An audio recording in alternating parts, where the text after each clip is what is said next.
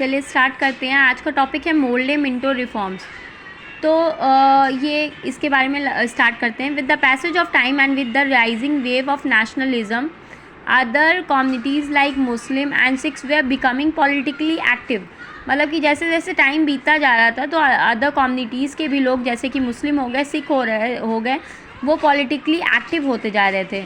जिसका क्या हुआ कि in October 1906 a group of Muslim elites known as Shimla deputation led by Aga Khan met Lord Minto and demanded separate electorate for the Muslim and representation in excess of their numerical strength in view of the value of contribution to British Empire। मतलब इसका result क्या हुआ कि अक्टूबर 1906 में कुछ group Muslims के जाते हैं लॉर्ड मिंटो से मिलने, जिसको लीड कर रहे थे आगा खान, और इसको कहा जाता है शिमला डेप्यूटेशन। उन्होंने क्या डिमांड की लॉर्ड मिंटो से? उन्होंने डिमांड की कि हम लोगों को, क्योंकि हम लोग की स्ट्रेंथ अब ज़्यादा हो गई है, तो हम लोग को भी एक मुस्लिम लीडर चाहिए जो कि हम लोगों के कम्युनिटी को, मुस्लिम कम्युनिटी को रिप्रेजेंट कर पाए। तो इसके लिए उन्होंने ये डिमांड की थी लॉर्ड मिंटो से। The same group sought to dominate the Muslim League which was initially floated by Nawab Salimullah of Dhaka. मतलब कि यही आगे जा कर के मुस्लिम लीग भी बनी, जिसको उसके बाद क्या है, the Muslim League intended to preach loyalty to keep the empire and to keep the Muslim intelligentsia away from joining Congress. मतलब कि उसके बाद उसके बदले में उन लोगों ने ब्रिटिशर्स के लिए क्या किया, उन्होंने क्या कहा कि उन्होंने कांग्रेस ज्वाइन करने से मना कर दिया।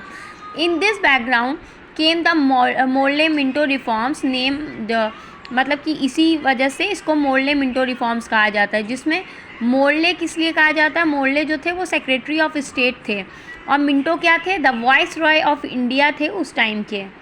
अब इसके आगे का पॉइंट्स पढ़ते हैं।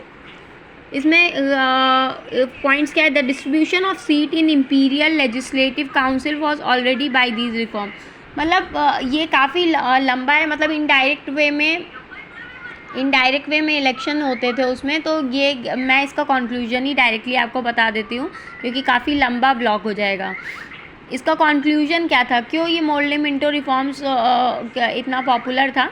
आप ये देखिए, the real purpose of the Morley Minto reform was to divide the nationalist rank and check the growing unity among Indian by encouraging the growth of Muslim communalism. मतलब कि मोल्डे क्योंकि मुस्लिम को वो फेवर कर रहा था उन्होंने उस टाइम पे, तो मुस्लिम इनडायरेक्ट वे में कांग्रेस नहीं ज्वाइन कर रहे थे। तो ये इसमें क्या हुआ कि मोल्डे मिंटो रिफॉर्म्स बनाते जिसमें उन्होंने मुस्लिमों को फेवर किया था। और बाद में सॉरी मेरा गला थोड़ा सा ख़राब है, अभी थोड़ी सी आवाज़ ख़राब सी आ रही होगी। बट क्या हुआ कि उन्होंने इसमें उन लोगों ने mainly divide and rule policy की थी कि एक को फेवर करें, एक कम्युनिटी को फेवर करेंगे तो दूसरी कम्युनिटी ऑब्वियसली इसमें भड़केगी। To achieve the latter objective, the reforms introduced the system of separate electorate under which Muslim could only vote for Muslim candidate in constituency specially reserved for them। इसका result क्या हुआ कि separate electorate introduce हुआ, जिसमें मुस्लिम जो थे वो सिर्फ मुस्लिम कैंडिडेट को ही इलेक्शन मतलब कि वोट दे सकते थे। This was done to encourage the notion that the political, economic and cultural interest of Hindus and Muslim they separate and not common. वो ये ब्रिटिशर्स पहले से बहुत चालाक थे। वो ये बताना हमेशा डिवाइड एंड रूल पॉलिसी अपनाते थे, और वो हमेशा ये बताना चाहते थे कि दोनों का जो कॉमन इंटरेस्ट नहीं है, दोनों की हर चीज़ डिफरेंट है, अलग है। पॉलिटिकल, इकोनॉमिक, कल्चरल इंटरेस्ट जो है हिंदू और मुस्लिम का, दोनों का अलग अलग है, कॉमन नहीं है। These reforms were mere illusion instant of something substantial. मतलब कि वो ये एक होता है कि मतलब उनको दिखाना चाहते थे कि ये तुम लोगों की सोच अलग अलग है, एक साथ की नहीं है। The people they are given benevolent despotism instead of self government.